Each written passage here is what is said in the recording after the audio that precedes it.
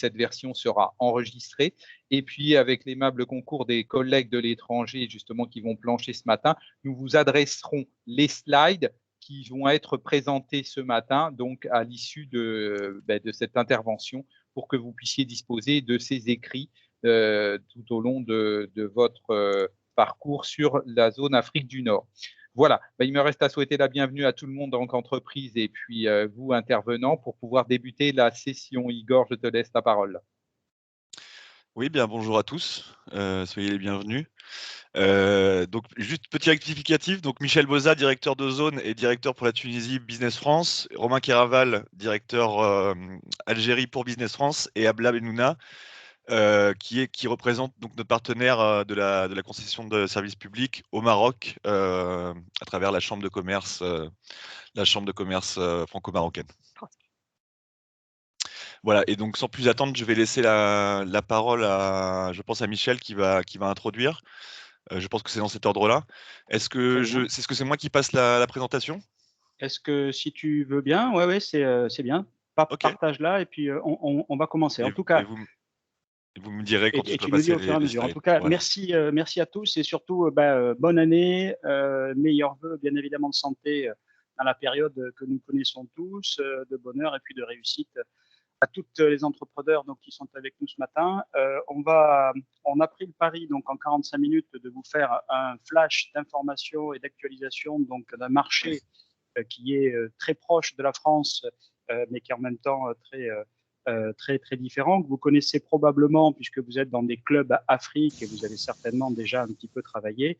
Et donc, on va le faire à trois mains avec, alors moi-même, je suis basé à Tunis, il fait beau ce matin, Romain est à Alger, Abla est à Casablanca, donc vous aurez d'un point de vue terrain par rapport à cette région qui est vraiment une région qui connaît bien évidemment l'impact de la crise comme nous tous, mais qui en même temps est très concernée par le monde post-Covid.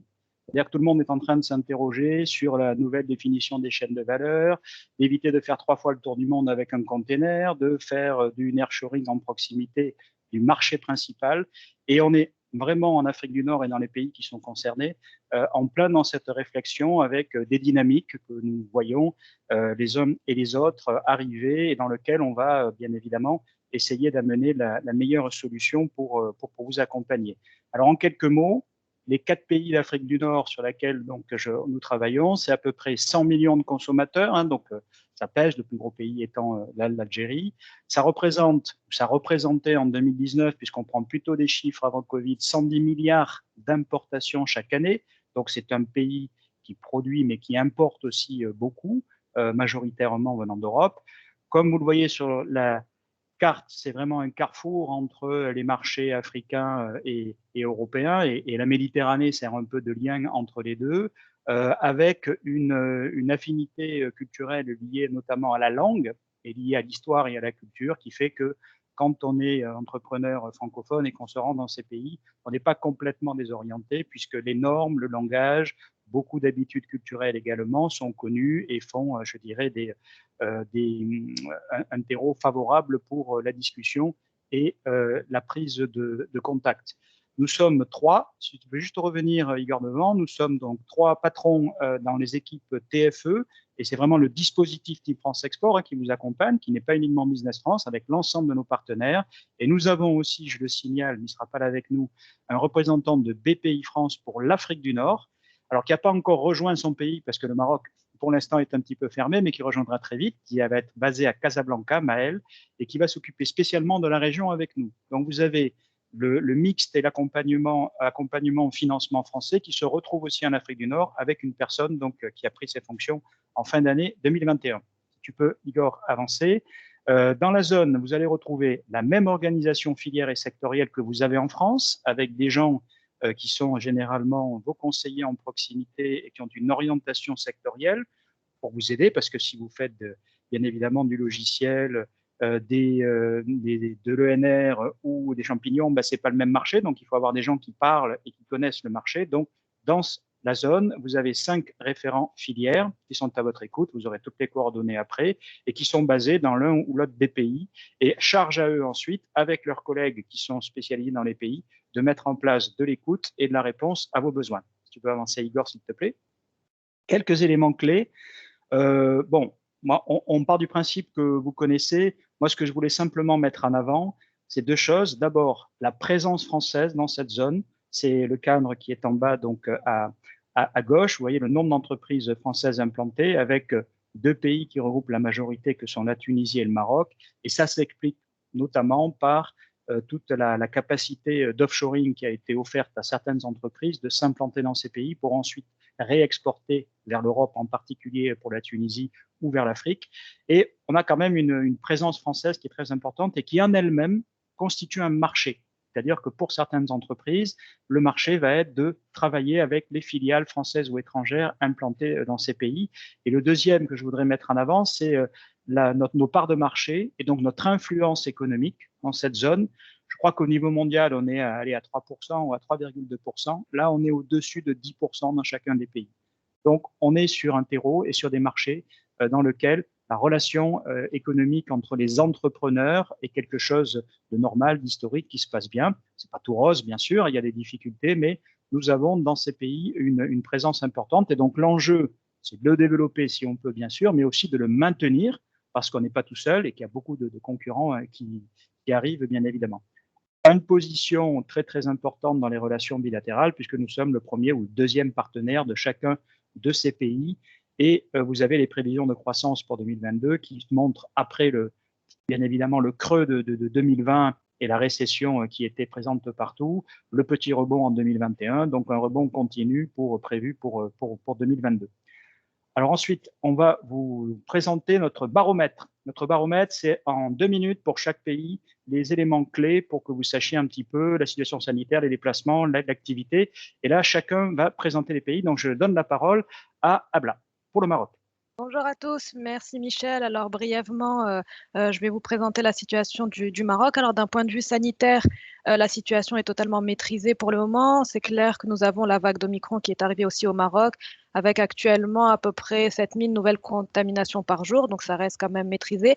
En termes de vaccination, c'est un pays qui l'a totalement accepté, où on est sur un taux de vaccination première dose à peu près de 84%, en deuxième dose de 79%, donc on a déjà les 2 doses au Maroc, et la troisième dose, on est autour de 13%. Donc ça arrive, on arrive très très vite pour la vaccination au niveau du Maroc. Comme je vous l'ai dit, ça a été très bien accepté.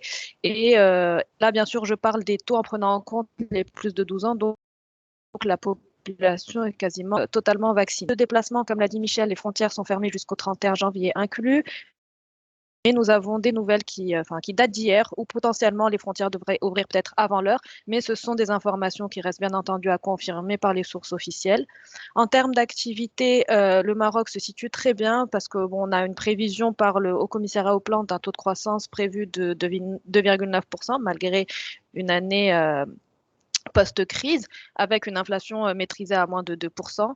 Donc, les projections supposent la poursuite de l'amélioration de la demande mondiale impactée pour le Maroc, en prenant en compte la consolidation des dans le transfert des MRE, donc une activité positive en prévision pour l'année 2022. En termes de situation politique, elle est également stable car nous avons passé les élections législatives en septembre 2021. Donc, à ce niveau, pas de chamboulement ou de chamboulement pour 2022. Et avant de terminer, donc en termes de disponibilité de la TFE, donc malgré une fermeture des frontières, nous sommes totalement capables au niveau du Maroc de faire notre accompagnement. Et qui s'avérera dans les meilleures conditions incessamment sous peu dès que les frontières seront ouvertes, donc pour être en pleine capacité avec toute l'équipe pour vous accompagner. Et pour ce qui est des VIE, ils sont encore une fois suspendus, mais provisoirement, à cause de la fermeture des frontières, mais nous avons signé une convention pour le développement des jeunes professionnels en entreprise qui prévoit 2 dispositifs, les VIE avec les stagiaires français et les stagiaires d'excellence, qu'on appelle stagiaires d'excellence, pour les candidats marocains dans les filiales d'entreprises françaises au Maroc. Voilà pour moi. Merci Abda. Passez vite sur ce baromètre qui est suffisamment parlant, insistez sur les points saillants parce que le temps passe très vite. Voilà. Ton micro est coupé, Michel. Alors, S'agissant de l'Algérie, la situation sanitaire est un peu équivalente aux autres pays de la zone. Comme le Maroc, on est en pleine montée et intensité sur l'Omicron. Donc un certain nombre de dispositions ont été prises par les autorités, dont la fermeture des écoles décidée hier soir par les autorités algériennes. Pour autant, je dirais la situation est à peu près contrôlée, maîtrisée. À la même période, l'année dernière, les autorités avaient décidé d'un couvre-feu et d'une remise en place de fermeture d'un certain nombre d'établissements sportifs. Nous n'en sommes pas là, donc c'est graduel et on va voir en fonction de l'évolution de la situation sanitaire dans les prochaines semaines ce qu'il sera décidé ou pas. Je dirais que c'est sous contrôle et ce qui, en termes de déplacement, pour l'instant, n'impacte pas trop, ou en tout cas pas autant que par le passé, les liaisons de l'Algérie avec l'Europe, puisque aujourd'hui on reste et on restera a priori jusqu'aux vacances de Pâques, voire jusqu'à l'été, suite échange avec les représentants des compagnies aériennes françaises ici, sur des liaisons d'environ 48 vols hebdomadaires entre la France et l'Algérie. Alors, ça veut dire aussi d'autres liaisons vers l'Espagne, la Suisse, l'Allemagne, mais dans une moindre proportion. Entre la France et l'Algérie, 48 vols hebdomadaires desservis par Transavia, Air France, ASL et quelques autres compagnies qui se partagent à volumétrie égale les vols ouverts, avec évidemment Air Algérie côté algérien qui fait ces mêmes liaisons. Donc, c'est 24 pour la France, pour les compagnies françaises, 24 pour la compagnie algérienne. En termes d'activité, eh bien, ma foi, on est plutôt sur une reprise douce d'activité avec une situation sur le plan macroéconomique qui n'est pas stabilisée, une très forte inflation en ce début 2021 à plus de 7%, mais on va dire côté algérien, des économies notamment en matière de devises qui sont légèrement remontées puisqu'à fin décembre, elles étaient estimées à 46 milliards de dollars, là où début 2021, elles étaient à 44 milliards de dollars. Donc ils ont bénéficié tout au long de l'année 2021 d'une situation plutôt favorable sur les indicateurs extérieurs, remontée du prix du pétrole notamment, et parité du dinar avec l'euro et du dollar qui leur a profité notamment pour la vente des hydrocarbures. Ce qui leur permet d'engager une année 2021 plus ou moins sereinement, même si les perspectives de croissance sont relativement faibles en termes réels, puisque on est sur une croissance qui devrait être avec hydrocarbures de 2,5, hors hydrocarbures d'environ 1%. Donc on voit bien que c'est une reprise très douce sur le plan macroéconomique. Sur la situation politique, elle est stabilisée. On sort d'une année de turbulence sur le plan électoral après les élections présidentielles, législatives, municipales. L'Algérie est sortie de son calendrier électoral. Donc, je dirais, on s'engage sur une année 2021 relativement stable, même s'il y aura peut-être quelques ajustements à la marge, notamment un remaniement ministériel susceptible d'intervenir dans les prochaines semaines. Mais je dirais, ça va dans le sens d'une stabilisation. Sur le plan des relations diplomatiques, eh bien, là aussi, la fin d'année a connu quelques turbulences, mais qui rentrent dans l'ordre, puisqu'on engage une année 2022 avec une reprise plus forte du dialogue, et notamment le retour à Paris de l'ambassadeur d'Algérie et son accueil par le secrétaire général de l'Élysée la semaine dernière pour montrer la volonté de la France et aussi des autorités algériennes de reprendre, je dirais, une relation et des discussions apaisées. Le seul nuage potentiel à l'horizon, c'est évidemment les présidentielles françaises. Donc entre maintenant et les présidentielles françaises, il pourrait y avoir toujours un peu un sujet algérien exploité par quelques candidats qui pourraient remettre un peu de tension dans les relations bilatérales. Mais au-delà de cette échéance, on verra, je dirais, dans quelle relation pérenne on pourra s'inscrire. La disponibilité de notre bureau, elle est complète. Les équipes, elles sont engagées. On a un taux d'attente qui est relativement court en fonction des filières, mais pour pouvoir vous servir, on est en capacité de déployer des solutions dans un délai d'1 mois. Et on a une activité qui reste relativement forte puisque sur l'année 2021, on a servi au niveau de l'Algérie 140 entreprises sur l'ensemble des prestations collectives et individuelles qui ont été servies pour nos entreprises clientes, donc entreprises facturées. Quant au VIE, eh bien, c'est un dispositif pour l'heure qui reste fermé sur l'Algérie puisqu'il est subordonné à la mise en œuvre d'un accord dit jeunes actifs conclu avec les autorités algériennes pour lesquels il reste à mettre en œuvre les modalités pratiques d'application pour la délivrance de titres de séjour. Ok, top. Allez, il me reste 1 minute et demie pour faire les deux, donc je vais être très rapide pour passer là. Donc sur la Tunisie, la situation sanitaire est un peu comme le Maroc, c'est-à-dire maîtrisée, un taux de vaccination qui doit être dans les 55%, avec des vaccins américains et européens qui ont souvent été donnés. Donc ça, c'est une c'est une caractéristique puisqu'ils ont une reconnaissance de leur passe et donc aller-retour au niveau sanitaire entre l'Europe et la Tunisie ne pose pas de problème.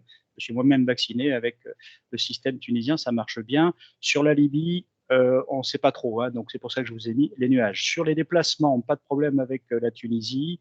Il y a des vols, enfin bon, voilà, ça s'est jamais arrêté et vraiment le gouvernement décide ouvertement de continuer à garder les échanges puisque la Tunisie dépend énormément donc, de ces échanges avec l'Europe. Donc, pas de souci. Sur la Libye, vous pouvez y aller, c'est possible, mais on est quand même encore avec des problèmes de sécurité, donc nous le déconseillons pour des PME qui ne connaîtraient pas le marché. Sur l'activité en Tunisie, on a une activité offshoring, à peu près 3500 entreprises étrangères et tunisienne qui marche à fond, puisque là, on fournit l'Europe et l'Europe est en train de redémarrer, donc les chaînes de valeur tournent à fond.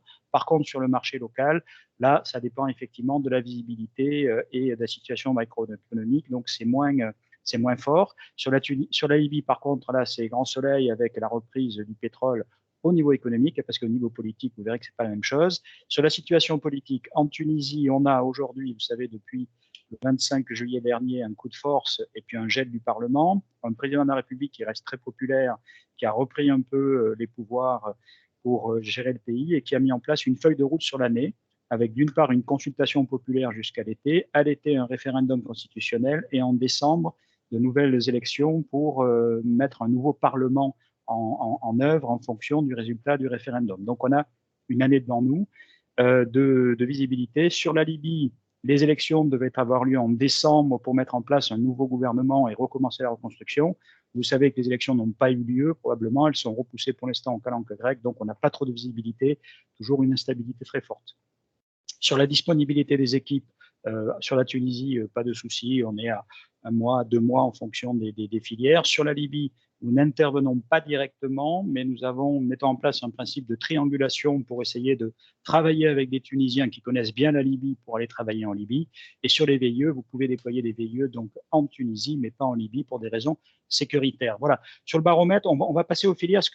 Par contre, ce qu'il faut retenir, c'est que c'est une zone dans laquelle les pays sont pas ou très peu intégrés. Hein, vous ne pouvez pas dire, je rentre dans un pays, je vais facilement aller d'un ou l'autre. C'est vrai que c'est une région qui est, pour des raisons historiques, politiques, assez cloisonnée en silos et que il faut les travailler un par un ou avoir quelqu'un peut-être qui est capable de se déplacer, mais on peut, entre le Maroc et l'Algérie, vous connaissez la situation actuelle, donc il faut quand même prendre ça en considération. C'est pas forcément en rentrant par un point que vous allez faire l'ensemble de la zone. Il faudra avoir plusieurs points et traiter les marchés de manière différente.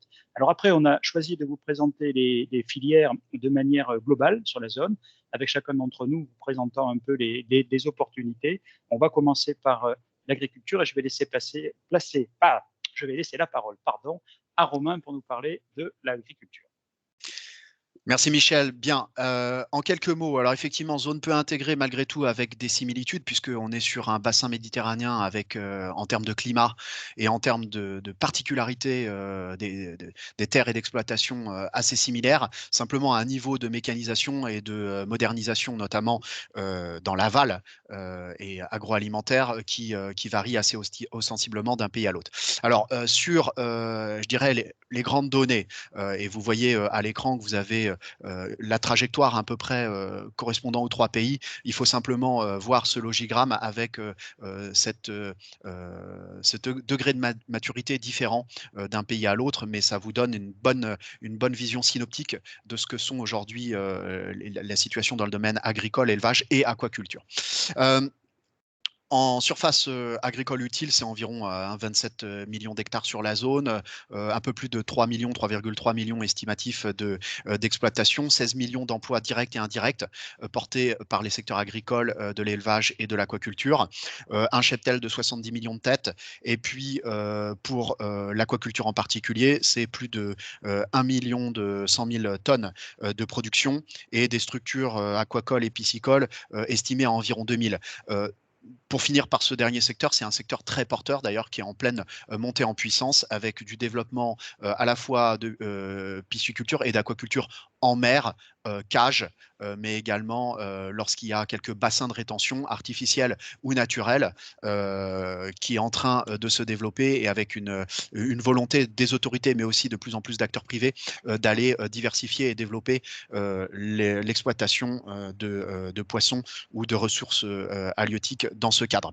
Alors, je vous apprends rien, surtout ce qu'il faut avoir comme mot-clé à l'esprit lorsqu'on parle d'agriculture, d'élevage et d'aquaculture sur la zone Maghreb, c'est les mots diversification, les mots autosuffisance et sécurité alimentaire. Je pense que c'est trois mots-clés qui sont vraiment à l'esprit des autorités et donc des opérateurs économiques parce qu'ils sont appuyés en ce sens par les autorités. Et plus que jamais, les enseignements de la crise Covid ont là aussi renforcé cette tendance qui était déjà sous-jacente, mais qui est définitivement, je dirais, au cœur des problématiques de financement des filières par les autorités publiques et aussi d'investissement par les opérateurs économiques. La deuxième grande donnée qui est très intéressante et sur laquelle j'insiste, c'est qu'à l'échelle également de la zone, notamment dans le domaine agroalimentaire, on y viendra tout à l'heure, mais aussi agricole, c'est essentiellement le secteur privé qui est actif dans ce domaine-là. Ce qui est très intéressant, notamment sur des pays comme l'Algérie, où vous savez que par ailleurs, dans d'autres domaines, le secteur public est omniprésent. Là, dans le secteur agricole et encore plus agroalimentaire, ce sont souvent des acteurs privés et donc qui ont une résilience par rapport à la crise que nous venons de traverser et une capacité d'autofinancement et d'investissement qui est supérieure à celle des acteurs publics qui passent un peu par des moments difficiles puisqu'ils avaient coutume de travailler uniquement sur la base des projets portés par les budgets de l'État. Alors, de manière générale, c'est un marché qui est en constante croissance, qui va continuer à l'être sur les prochaines années. Retenez qu'il y a une demande très forte et qui va se maintenir en agri-équipement pour l'agriculture et l'élevage bovin, l'importation également de génisses, de produits dérivés de la filière laitière, poudre de lait, etc., d'équipements agro-industriels pour la production, la transformation, le process de différents intrants, qu'il s'agisse des filières lait, viande, fruits et légumes, et d'équipements liés à la conservation et à la chaîne logistique. Donc tout ce qui est chaîne du froid, conditionnement, stockage, packaging. Évidemment, comme ils sont en train de se diversifier dans l'aval, en particulier dans ces domaines, notamment besoin en machines et équipements, la croissance va se faire encore plus forte. Tout ceci répond aussi à un objectif fixé de manière générale par les autorités, au-delà de la souveraineté alimentaire et sécurité alimentaire, qui consiste, dans le cadre de la diversification aussi, à monter en qualité, parce qu'il y a une attente des consommateurs de plus en plus forte dans ce cadre-là, et puis indirectement aussi une volonté des autorités à soutenir les exportations. C'était des pays qui étaient très peu exportateurs, en tout cas s'agissant de l'Algérie. Évidemment, s'agissant de la Tunisie et le Maroc, ils étaient et ils sont d'ores et déjà beaucoup plus intégrés dans les chaînes de valeur européennes, mais l'Algérie, c'est beaucoup moins vrai. Or, cette composante exportation va se renforcer. Et là aussi, qui dit potentiellement exportation, dit montée en valeur et en qualité et en certification pour un certain nombre de produits. Donc là aussi, il y a des attentes très fortes, en tout cas côté algérien, puisque cette migration des consommateurs vers des produits plus sains, avec le développement de la traçabilité, va impacter évidemment les chaînes de production. Alors, les secteurs historiques, vous les avez devant les yeux, je ne vais pas y revenir. Les secteurs en développement, je pense que là, c'est ce que je vous soulignais, l'aquaculture marine, animale, continentale, les cultures au sol. Au milieu de tout ça, et la valorisation des sous-produits, là aussi, pour venir renforcer la diversification de la chaîne agricole. Il y a une dominante aussi qui est très importante dans le secteur agricole, c'est le stress hydrique. Cette gestion du stress hydrique dans le domaine agricole va aussi venir renforcer les besoins, notamment en équipement matériel d'irrigation et de rationalisation de la consommation d'eau. Ça se développe, je dirais, tous azimuts ici, et évidemment, ce type de technologies vont surfer dans les prochaines années sur une demande de plus en plus forte pour venir permettre aux acteurs de la filière de renforcer leurs capacités et à minima développer des cultures peut-être moins consommatrices aussi, donc une diversification dans la typologie des cultures qui seront déployées sur les différents territoires. Et puis les secteurs d'avenir, là on y croit beaucoup, c'est la modernisation des abattoirs, notamment en Algérie, mais je pense que c'est vrai en termes d'unité sur tous nos territoires respectifs, parce qu'il y a une consommation en matière de viande qui ne faiblit pas. On voit même, je dirais, à l'instar de certains pays européens, un retour vers certaines consommations de viande, mais moins forte évidemment que par rapport au delta observé sur les marchés européens matures, où beaucoup s'étaient tournés vers certains produits de substitution, ce qui n'était pas encore vraiment le cas ici. Mais voilà, ça se poursuit, et notamment sur la viande de bœuf et historiquement, traditionnellement sur l'agneau et le poulet, dont les prix ne cessent pas d'augmenter depuis quelques années sur la zone Maghreb. Le développement d'une agriculture saharienne, alors avec une recherche de modèles, parce qu'ils sont entre agriculture intensive et puis une agriculture un peu plus raisonnée. Ils recherchent encore le modèle idéal. Alors l'État a tendance à vouloir inciter à la création de grandes fermes, un peu à la saoudienne, au milieu du désert. Honnêtement, pour avoir vécu en Arabie Saoudite, c'est un modèle aussi qui a ses limites, qui est très inspiré du modèle américain. Nous, en Europe, c'est pas du tout ce qu'on promeut, vous vous en doutez bien, parce que ça ressemble pas du tout non plus à nos compétences et à notre propre modèle. Voilà, donc quelle voie l'Algérie et d'autres pays prendront en matière de développement dans la zone saharienne? C'est un peu entre les deux, je pense, en fonction des porteurs de projets. Romain, il te reste 30 secondes pour Oui, terminer alors la voilà. partie agro. Alors, des actions phares très fortes en 2022 sur ce domaine, notamment le French Agri-Tour, élevage et agriculture, qui se déploiera sur de nombreux pays d'Afrique, dont le Maghreb, mais pas que, parce que nous nous sommes coordonnés avec nos bureaux en Afrique subsaharienne. Et grâce, je dirais, aux possibilités d'en faire une partie en distanciel de façon séquencée, vous pourrez, je dirais, déployer vos ambitions sur cette zone, notamment la nôtre, de février à décembre 2022 dans ces secteurs d'activité. Donc avec le plaisir, je dirais, d'ici la fin de l'année, certainement de pouvoir vous recevoir et de vous emmener auprès des principaux acteurs de la filière. Le CIPSA, très gros salon également du domaine, qui aura lieu du 11 au 14 mars à Alger. Nous vous y convions tous parce que c'est un très très beau salon qui n'a pas eu lieu depuis 2 ans. Et là, vous êtes assuré de voir l'ensemble des opérateurs de la filière. On passe à l'agroalimentaire. Sur l'agroalimentaire, je ne redirai pas ce que j'ai dit. Simplement retenez que c'est la slide suivante, s'il vous plaît. L'agroalimentaire, c'est 40% du PIB industriel en Algérie, 35% du PIB industriel au Maroc et 20% du PIB industriel en Tunisie. Donc avec une filière très attractive, des investissements massifs et qui s'accélèrent actuellement. Nous, beaucoup d'industriels algériens qui étaient historiquement dans des domaines qui n'ont rien à voir, nous sollicitent pour nous dire, voilà, je veux faire une ligne de chocolat, une ligne de boissons sucrées, etc. Donc un secteur privé qui représente 57% des entreprises dans le domaine agroalimentaire en Tunisie, 90% en Algérie.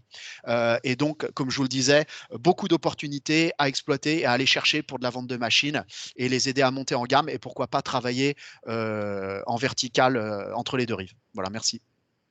Merci Romain. Aïe. Vous savez, sur la rive sud, on a la tchatch, donc voilà, c'est normal. Voilà, on va passer à Abla pour nous parler donc du secteur de la santé, de l'art de vivre dans la région. Super, merci Romain, merci Michel. Donc je vais essayer d'être bref pour qu'on puisse aborder tous les secteurs. Donc bon, je vais rapidement vous dire que bon, c'est un secteur qui est en pleine santé, oui, mais en plein boom avec le Covid notamment. Donc pour ce qui est de l'industrie pharma pour la région, on a un chiffre d'affaires global de 5 milliards de dollars à peu près. C'est une région qu'il faut savoir qui est extrêmement importatrice, que ce soit de médicaments, de dispositifs. On attend, enfin, pour toute la zone, de toute façon, énormément de projets, enfin, notamment pour le Maroc, la construction de CHU à Parzo, et on y reviendra plus en détail par la suite. Comme je vous ai dit, oui, importatrice, beaucoup, enfin, essentiellement importatrice de médicaments, que ce soit pour la Tunisie avec 70%, l'Algérie à 48% et le Maroc à 40%.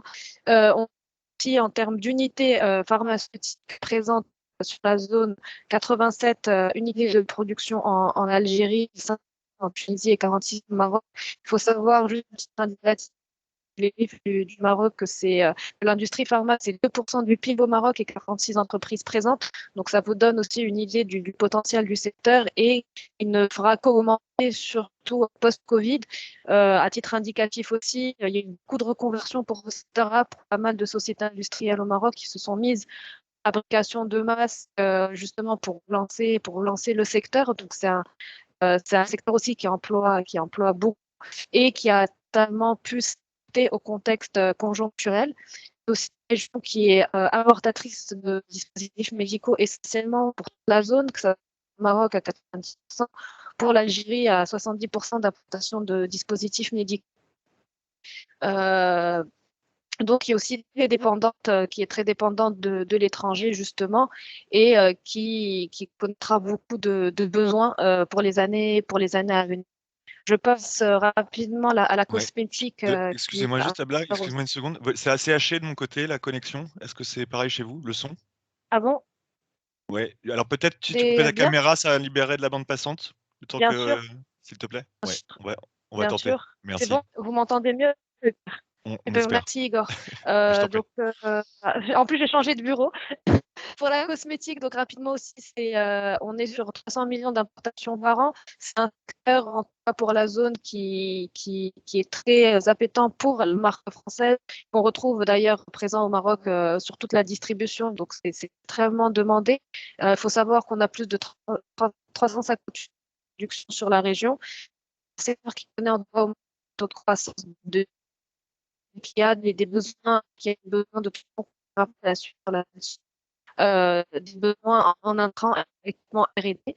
Et enfin, pour l'hôtellerie, clairement, ça a été un secteur qui a été impacté par mais qui a une très bonne capacité la zone, il y a beaucoup de projets, que ce soit en tourisme de luxe ou en tourisme de moyenne, de toute façon, mais une très bonne capacité litière pour les trois pays, que ce soit à 260 000 lits, l'Algérie qui connaît un tourisme interne, et pour le Maroc également, c'est qui a été déployé pour ces années Covid pour booster le secteur hôtelier, et la Tunisie à 236 et qui prévoit aussi des Covid, que ce soit pour au Maroc, et pour information, même au Maroc, il y a eu un dernier nouvelle de plan d'urgence, un plan d'urgence de 2 milliards de dirhams, pardon, qui va être déployé pour venir soutenir le secteur touristique qui a été fortement impacté, et une croissance de toute façon pour toute la région pour le tourisme. Voilà pour moi. Pour Igor, la slide suivante, s'il te plaît, pour parler des besoins. J'y reviens rapidement. Enfin, voilà, les secteurs, donc forcément, on est on t'entend de moins en moins. Abla, on t'entend de moins en moins. Abla, on t'entend de moins en moins. Je te propose peut-être de finir sur la planche parce que c'est très assuré. Les secteurs historiques, donc cosmétiques, importation de médicaments, je dirais avec, en fonction de l'impact de la crise, une contraction budgétaire sur certains pays. On voit bien qu'en Algérie notamment, la complexification du schéma réglementaire fait que les importations deviennent plus difficiles pour les acteurs historiques ici, mais devraient se maintenir tendanciellement parce qu'il faut bien alimenter, je dirais, les chaînes de production déjà bâties avec les différents partenaires internationaux, groupes pharmaceutiques du monde entier qui se sont implantés ici et qui font déjà du façonnage. Simplement, un niveau d'intégration locale plus important devrait intervenir, notamment dans le domaine pharmaceutique, un peu moins dans le domaine cosmétique. Alors après, le renforcement des barrières à l'importation font que éventuellement certaines cosmétiques ou certains produits devraient avoir plus de difficultés à rentrer, ou peut-être avec une volumétrie industries moins importantes. Les secteurs en développement, ça reste malgré tout les dispositifs médicaux et les intrants, puisque dans le cadre de ce processus d'intégration locale que nous évoquions sur les différents pays de la zone et d'accroissement également de la demande en matière de santé et de qualité des soins des populations marocaines, tunisiennes et algériennes, eh bien, on voit bien qu'il y a là aussi une volonté de diversifier le nombre et la qualité des dispositifs médicaux utilisés et déployés. Donc ça va avec le renforcement de la qualité des soins dans la chaîne hospitalière publique et dans les cliniques privées, la continuation, on va dire, d'une diversification d'un certain nombre d'activités. Certains pays de la zone, comme la Tunisie notamment, s'étaient beaucoup spécialisés dans les soins pour les populations du Maghreb et continuent à accueillir des Marocains, des Algériens, notamment qui veulent faire un certain nombre d'opérations qu'ils peuvent effectuer dans ces pays à des coûts compétitifs et qu'ils ne peuvent pas faire dans leur pays directement. Et puis les secteurs d'avenir, là aussi, ils existent. Les biotech et la tech en particulier, on voit bien qu'il y a des porteurs de projets très innovants avec des solutions très intéressantes. Et d'ailleurs, j'en veux pour preuve 2022, là, avec la BPI, on va avoir une première mission Health Tech, co-innovation, co-développement, pour la mise en relation de start-up françaises qui activent dans le domaine des dispositifs médicaux et des produits pharmaceutiques plus pointus, pour les mettre en relation avec des porteurs de briques de solutions aussi, notamment en Algérie, mais aussi au Maroc et en Tunisie, puisque c'est une mission qui couvre l'ensemble du Maghreb, et qui vont venir renforcer, pourquoi pas, les passerelles entre les deux écosystèmes. Alors, avec de notre côté, vous l'avez compris, une programmation là aussi assez ambitieuse à travers différents types d'opérations, qu'il s'agisse de rencontres acheteurs dans le domaine de la santé sur l'Algérie notamment, le Healthcare Tour sur les maladies chroniques Algérie-Tunisie en juin, dans le domaine du tourisme aussi, notamment avec la Tunisie, le Sénégal et l'Éthiopie. Et puis de la cosmétique au Maroc avec Cosmetista, qui est un des événements de référence sur la zone Maghreb pour les produits cosmétiques en octobre 2022. Voilà.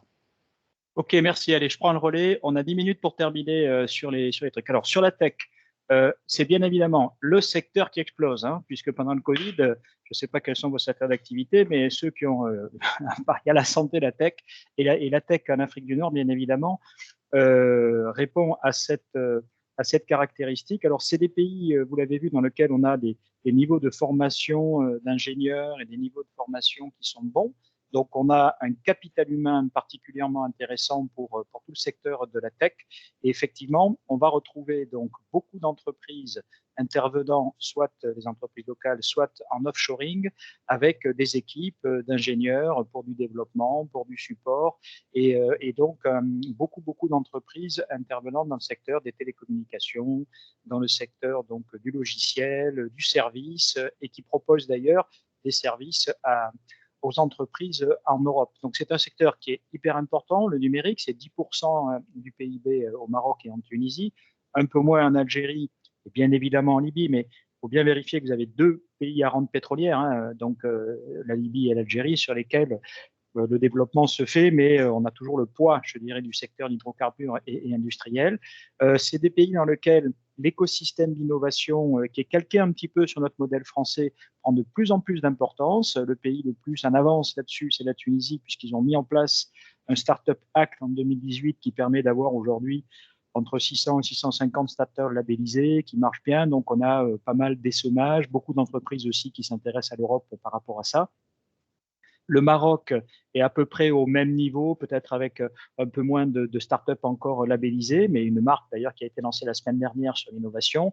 Et l'Algérie qui monte en puissance avec beaucoup de structures et surtout qui se base sur les gens, hein, donc dans ces pays qui sont totalement bien formés. On a une politique d'accompagnement qui est assez bien faite. On va essayer de renforcer les liens, notamment avec un French Tech Tour, donc qui a été commencé l'année dernière et qui continuera cette année pour approcher les écosystèmes. Et on a une communauté French Tech dans les trois pays. La première a été créée au Maroc, c'est la plus dynamique aujourd'hui. La deuxième a été créée en 2019 en Tunisie. Et la dernière, toute dernière, c'était l'année dernière, en 2020 ou 2021, donc en Algérie. Donc on a un écosystème dans ces trois pays, French Tech, qui est capable d'accompagner et un certain nombre d'événements. Je ne vais pas les lister, vous les verrez, on va vous envoyer tout le programme après. Retenez quand même le French Tech Tour parce qu'il est quand même intéressant et il se fera chaque année. On aura un programme d'accompagnement donc des entreprises tech et puis le sommet de la francophonie qui se tiendra à Djerba en fin d'année pour tout ce qui est dans la partie EdTech. Les autres salons sont assez classiques. Si tu peux aller sur la slide suivante, voilà, mais je reviens pas puisque je vous l'ai dit, dans les secteurs historiques, les centres d'appel, la formation professionnelle, ceux qui se développent basés sur le capital humain, la cybersécurité, le logiciel et puis l'avenir. On est clairement là entre les deux rives de la Méditerranée sur un secteur qui est très dépendant. Vous savez qu'il y a des liaisons du câble, donc c'est assez facile, il n'y a pas de problème de connexion. Et on est vraiment dans une stratégie de co-développement des entreprises du numérique entre la rive nord et la rive sud. Et il y aura beaucoup de choses à faire dans les années à venir. Je te passe la parole, Romain. Merci. Oui, alors là, je dois intervenir sur un sujet qui est aussi vaste que la zone, hein, donc les industries, bâtiments, transport public, et transport. L'Algérie, c'est un poids lourd dans le domaine des hydrocarbures, évidemment, sur la zone, puisque vous savez que c'est le pays qui alimente notamment en gaz l'Espagne, l'Italie, donc à travers ces pays, une partie de l'Europe, et puis même son voisin marocain, pourtant avec lesquels il y a eu des périodes récentes de tensions et ce n'est pas terminé. Alors, je ferai un focus sur l'Algérie et la Libye en matière d'hydrocarbures, parce que c'est 40 milliards de dollars le plan stratégique pour le développement du pétrole et du gaz en Algérie sur les 5 prochaines années. Ça veut dire 8 milliards qui seront réinvestis notamment dans l'amont et dans l'aval, avec plus de 800 forages à faire pour maintenir les capacités de production, pour éviter la baisse de la production tendancielle. Et pareil en Libye, un projet de passer de 1,3 million de barils par jour à plus de 2,1 millions de barils par jour sur la même période, donc une augmentation de production de 61%.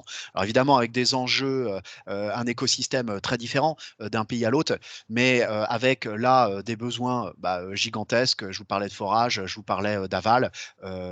Total notamment est sur un gros projet pour la production de produits raffinés qui devrait être inauguré dans les prochains mois. Donc pétrochimique, un projet pétrochimique du côté du sud algérien, après Hassi Messaoud, dans le désert, là où il y a les principaux puits. Et puis côté amont, traitement des gaz torchés, forage, comme je vous le disais, ce qui implique tout au long de la chaîne besoin d'énormément de produits de tout type. Donc, je ne peux pas aller dans le détail, mais pour ceux qui interviennent dans le domaine, là, il est certain que dans le cadre des rencontres que nous organiserons sur la Libye et l'Algérie en juin 2022, avec donc la National Oil Company libyenne et la Sonatrach, acteur historique de l'Algérie, c'est un incontournable, c'est un rendez-vous annuel. Ça vous permet d'avoir accès au meilleur niveau pour entrer dans la chaîne des fournisseurs, vous faire référencer, travailler avec eux, vous positionner sur les marchés.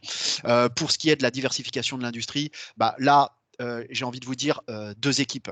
La Tunisie, le Maroc, très intégrés d'ores et déjà dans les chaînes de valeur, dans la logique d'offshoring, avec des zones franches qui ont déjà su, il y a de nombreuses années, prendre, je dirais, la roue de l'Europe et devenir une zone de fabrication pour tout ou partie des modules, de certains composants dans le textile, dans les industries mécaniques, automobiles pour le Maroc. Vous le savez, avec Renault qui avait massivement investi là-bas. C'est pas le cas de l'Algérie. Et l'Algérie, je dirais, c'est un peu maintenant son ambition pour demain. Alors c'est là où c'est intéressant, c'est qu'à la faveur de la crise, ça a révélé toutes les faiblesses de l'Algérie, en tout cas sur le plan de la diversification industrielle, puisque c'était un pays très axé sur la rente pétrolière, et ils se sont rendus compte que c'était un modèle qui était extrêmement fragile. Donc là, du coup, l'argent issu du pétrole et qui va être réinvesti dans les prochaines années, devrait venir en partie financer justement cette diversification industrielle. Donc, ne pas penser qu'on va rester sur un schéma analogue au passé. Au contraire, l'Algérie va essayer de se mettre dans la roue des modèles tunisiens et marocains et s'inspirer de ce qui s'est fait ailleurs pour essayer de rattraper son retard et le compenser. C'est surtout ça qu'il faut avoir à l'esprit en termes de modèle. Numérisation et industrie 4.0, bah oui, on y est parce que, en tout cas, on va y passer de plus en plus parce que c'est le sens de l'histoire.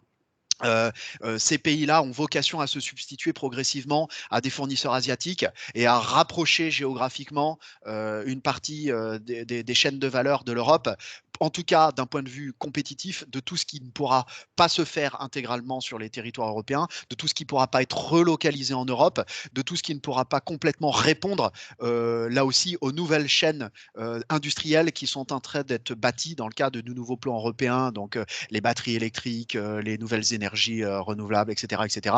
Et là, ils vont essayer de se positionner pour compléter utilement et répondre à la demande. Et d'ailleurs, s'il en faut une preuve, dernier salon de la sous-traitance industrielle à Béziers organisé en décembre, les bureaux Business France, Alger et Tunis ont organisé un plateau digital pour les 70 exposants pour les mettre en relation avec les chaînes de sous-traitance industrielle algériennes et tunisiennes et qui puissent commencer à réfléchir ensemble à qu'est-ce qu'il est utile ou intéressant de faire pour de la coproduction, du co-développement et répondre justement aux donneurs d'ordre européens et inversement à certains donneurs d'ordre de la zone, parce qu'il y en a aussi, pour essayer de compléter les deux chaînes de valeur.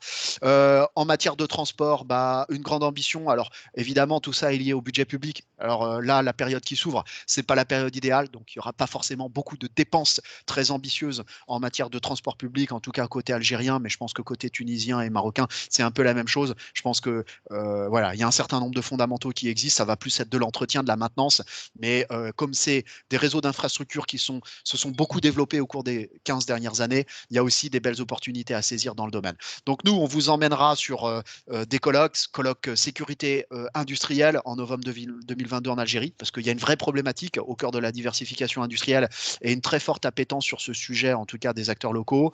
Une business expedition en matière de sous-traitance automobile au Maroc, là aussi très intéressante, parce que je pense que voilà, ça va être très nombreuses années que le Maroc s'est engagé dans cette voie et ça devrait se poursuivre avec une vraie spécialisation. Et puis autour des travaux publics, à une échelle panafricaine, autour de différents pays, des vraies opportunités là aussi pour répondre et emmener les entreprises françaises qui ont une ambition dans le domaine. Voilà pour ce que je pouvais vous dire rapidement de l'industrie. Peut-être passer à la planche suivante, les clean tech. Bah, les clean tech, je vous le disais, dans le domaine agricole, mais c'est vrai, ce qui est vrai dans le domaine agricole est vrai pour les populations et est vrai évidemment pour les besoins industriels. Il y a un stress hydrique, donc il faut y répondre. Donc au-delà des couches aquifères exploitées, surexploitées d'ores et déjà, même s'il y a quelques réserves, il y a des projets notamment de désalinisation, de dessalement qui devraient intervenir et qui devraient se développer comme d'autres pays du bassin méditerranéen ont pu le faire il y a très longtemps. Je pense à Israël notamment, mais c'est le cas d'autres pays autour du pourtour méditerranéen. Et je pense que des pays comme désormais l'Algérie, la Tunisie y réfléchissent de plus en plus pour alimenter leur population. Il faut savoir qu'en Algérie, depuis un an, il y a du rationnement d'eau. C'est-à-dire que l'eau n'est disponible que quelques heures par jour, notamment à Alger, mais pas que. Et ça se poursuit malgré les pluies qui sont intervenues depuis quelques semaines. En matière d'assainissement aussi, il y a des vrais besoins de gestion des déchets. Aujourd'hui, la chaîne de valorisation des déchets est à bâtir, notamment en Algérie, mais je pense que même en Tunisie, et au Maroc, ces besoins restent tout à fait avérés. Et pourquoi je parle de valorisation des déchets? Parce que bien évidemment, là aussi, ça accompagnera le processus de diversification industrielle. Ce recyclage ne pourra intervenir que si, sur en tout cas certains besoins essentiels, cette montée en gamme, en intensité sur le recyclage peut aussi se faire. Aujourd'hui, l'essentiel des déchets partent en décharge et ne sont pas réintégrés dans une chaîne de valeur. Bah, pour les énergies renouvelables, le Maroc était déjà très en avance, conserve un schéma de développement ambitieux, tout comme la Tunisie. Donc ils affichent évidemment une capacité installée assez forte comparativement à l'Algérie qui est très en retard. Retenez simplement que l'Algérie, là aussi, se lance avec ambition dans la course. L'appel d'offres pour le premier gigawatt est paru le 23 décembre 2021 avec des remettants pour le développement de ce premier gigawatt qui doivent normalement répondre d'ici la fin avril, avec certainement un décalage qui interviendra à fin mai. Mais en tout cas, ça y est, les premières entreprises globales sont en lice, en concurrence, pour rendre bankable ce projet. Et le gigawatt algérien, c'est, je pense, à une échelle globale et pas que africaine mais bien globale, un des projets les plus ambitieux aujourd'hui dans le domaine de l'énergie solaire. Donc, à suivre pour tous ceux qui sont sur le sujet. On aura d'ailleurs un atelier dédié à ce projet le 7 février avec le syndicat des énergies renouvelables pour parler des termes du cahier des charges et renseigner l'ensemble des opérateurs français sur les opportunités à saisir. On aura également des Clean Tech Business Meetings Algérie, Côte d'Ivoire, Sénégal, Tunisie, mai-juin 2022 sur les énergies renouvelables, puis décliné dans les lots et le secteur de l'eau et des déchets à la continuité en 2022.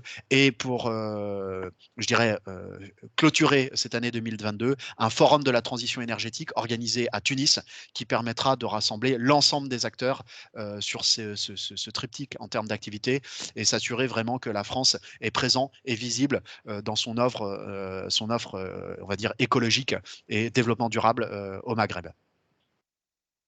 Alors, on est presque au bout de notre temps, donc on va peut-être passer sur les logigrammes. De toute façon, vous les aurez après. Hein, voilà.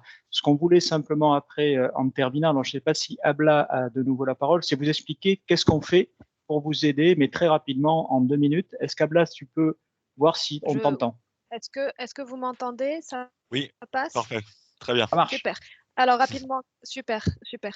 Alors comme disait Michel, donc très rapidement, donc on est là justement, la TFE avec les conseillers justement, nous sommes là pour vous accompagner de l'étude de votre projet, que ce soit pour de l'analyse de marché à l'identification de vos cibles, de l'étude de faisabilité jusqu'à l'implantation de votre structure dans le pays choisi. Donc c'est un accompagnement sur mesure, un accompagnement à aval pour vous conseiller avec une équipe d'experts, quel que soit le secteur, pour vous aider justement dans l'implantation de votre structure. Et justement, vous avez que ce soit enfin, sur de l'institutionnel ou sur du privé qui nous ont fait confiance, que ce soit l'entreprise Mur Plastique qui a fait confiance à la Tunisie et au Maroc ou la société Isolvar aussi.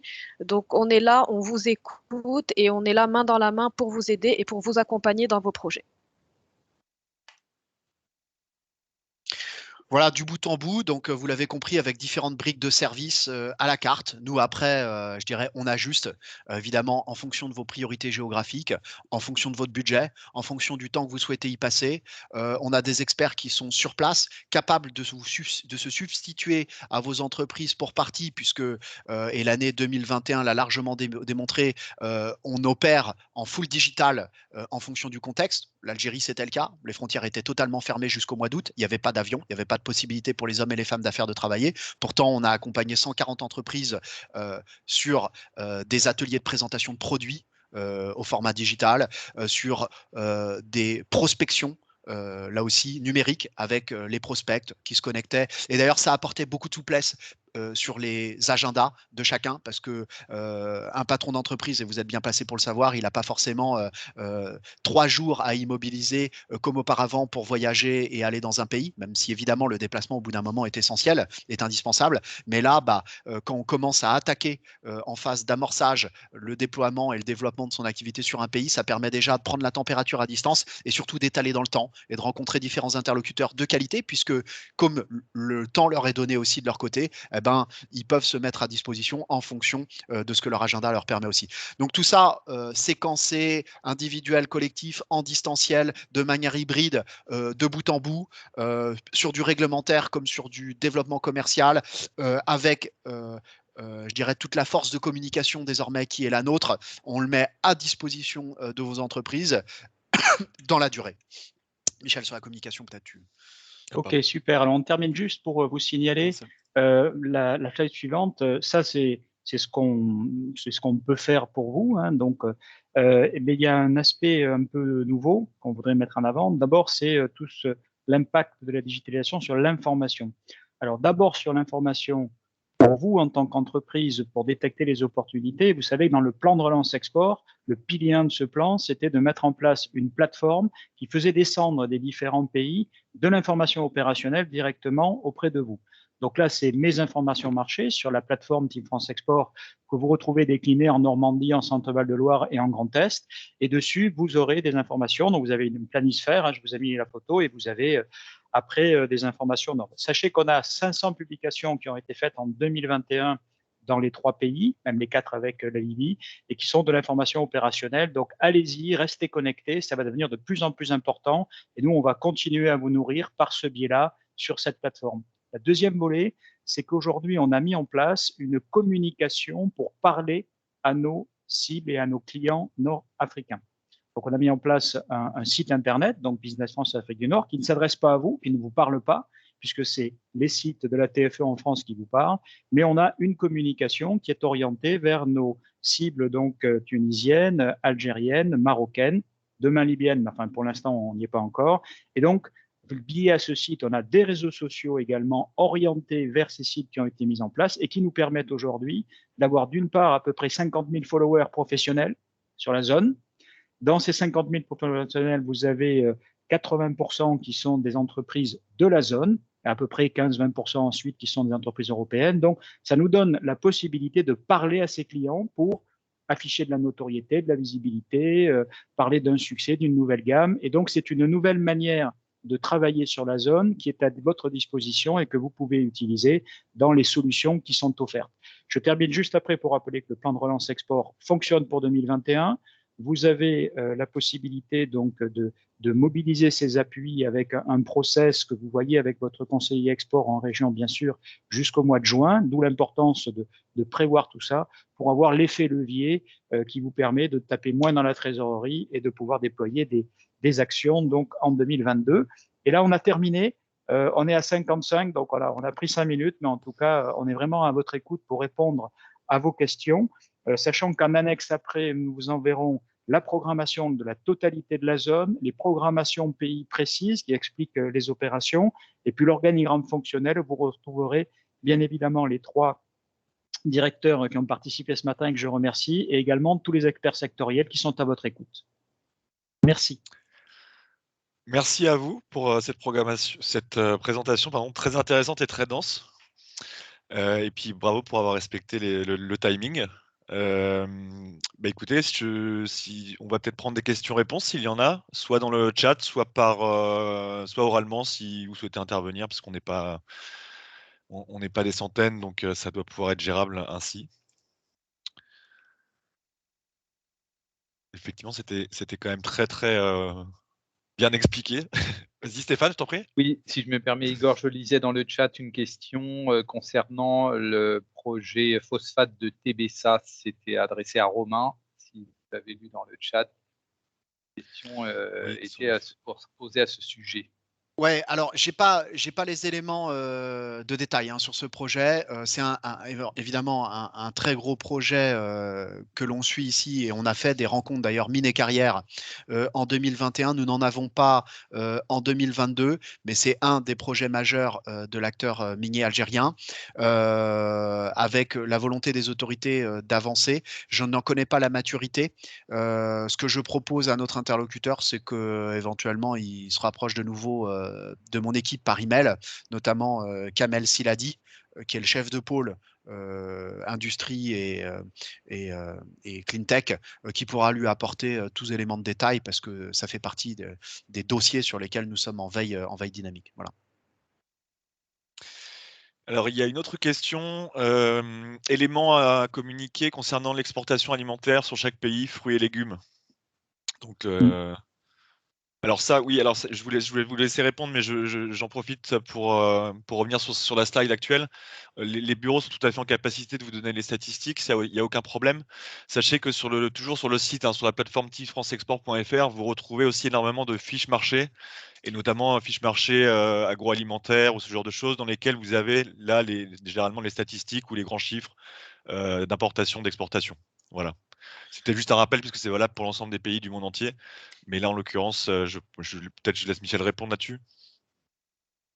Mes collègues compléteront, mais alors ce qui est certain, c'est que c'est une zone méditerranéenne qui produit des fruits, des légumes et qui les transforme d'ailleurs avec un bon niveau, hein, comme vous l'a expliqué Romain, et que je pense qu'on est dans une période où les pays cherchent à minimiser les importations et à favoriser la production locale. Ça, c'est une tendance de fond qu'il faut avoir à l'esprit. Et donc, on a de temps en temps, et en fonction bien évidemment de la situation macro, des barrières non tarifaires, genre taxes, qui vont se rajouter sur certains produits. Alors, ça a été le cas, je crois, en Algérie, qui est un gros pays importateur l'année dernière. Dans la loi de finances, il est également prévu en Tunisie qu'il y ait une augmentation de certaines taxes, toujours pour favoriser en fait la production locale, hein, donc de fruits et légumes. Et au Maroc, je préfère que Abla, tu puisses compléter éventuellement pour voir s'il y a un changement par rapport à la réglementation. Merci Michel. Écoute, pas de changement en tout cas à ma connaissance, mais on pourra toujours vérifier. S'il y a besoin d'informations plus poussées, on a justement notre chargée de filière, Maria Mohsin, qui est responsable de la filière. Si les informations sur les fiches marché où il y a une demande plus spécifique, on n'hésitera pas à compléter, en tout cas si questions spécifiques, que ce soit sur fruits et légumes ou réglementation si changement.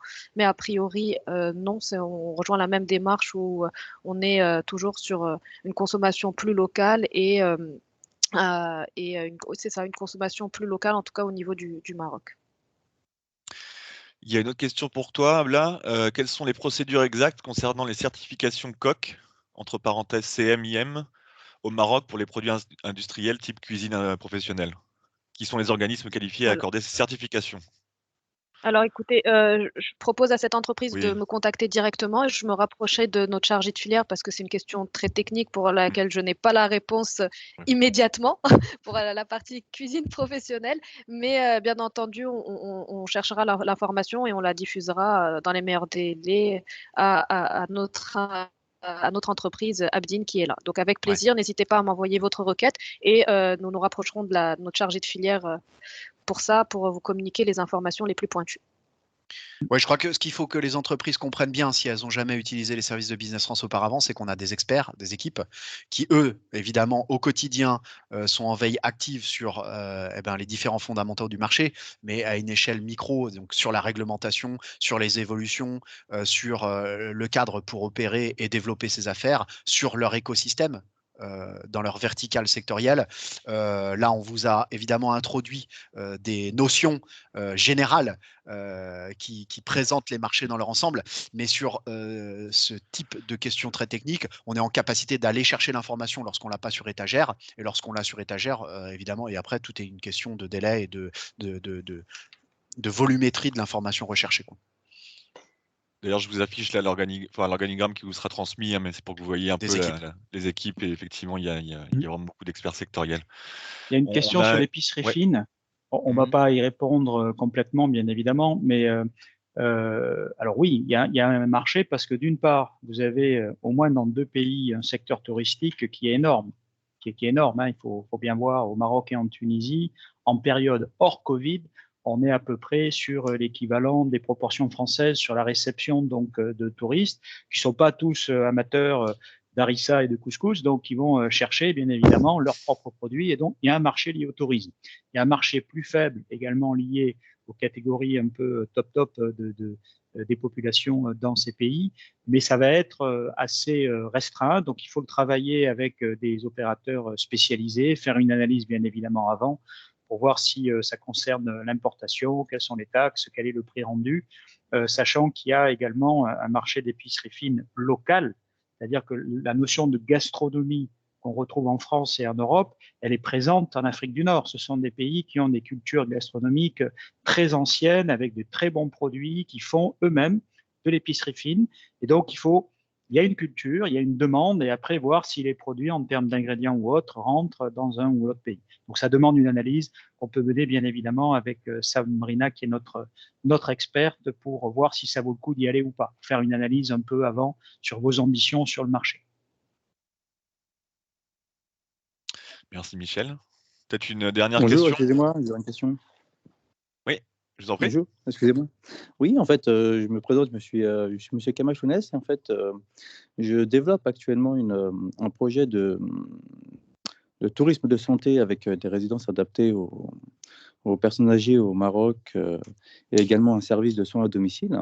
Et en fait, j'ai pas mal de difficultés pour pouvoir monter ce projet. Donc, j'aurais besoin de conseils pour pouvoir réaliser ce projet, sachant que je fais des soins à domicile ici depuis 25 ans. Je suis infirmier depuis autant de temps.